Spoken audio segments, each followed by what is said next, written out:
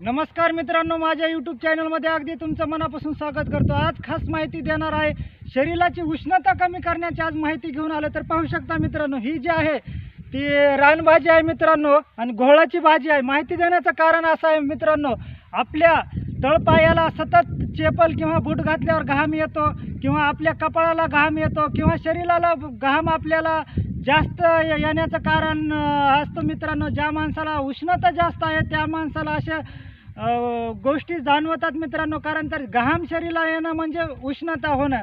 तर मित्रांनो, ज्या माणसाला उष्णता जास्त आहे त्या माणसासाठी मी खास आजची माहिती घेऊन आलो। आपल्या शरीरातली समधी जी उष्णता आहे ती कमी होते मित्रांनो।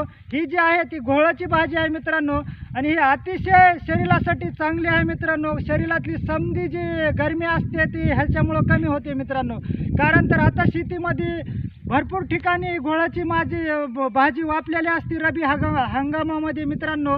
कारण तर ही भाजी खाला एकदम चविष्ट आणि आंबूस असते मित्रांनो। आणि ही जर आपण वर्षामध्ये 10-1 बाऱ्या जर भाजी खाल्ली किंवा नेहमी जरी खाल्ली तर आपली उष्णता कमीत कमी 80 ते 90% शरीरातली उष्णता ह्या भाजीनं कमी होते। जय हिंद, जय महाराष्ट्र।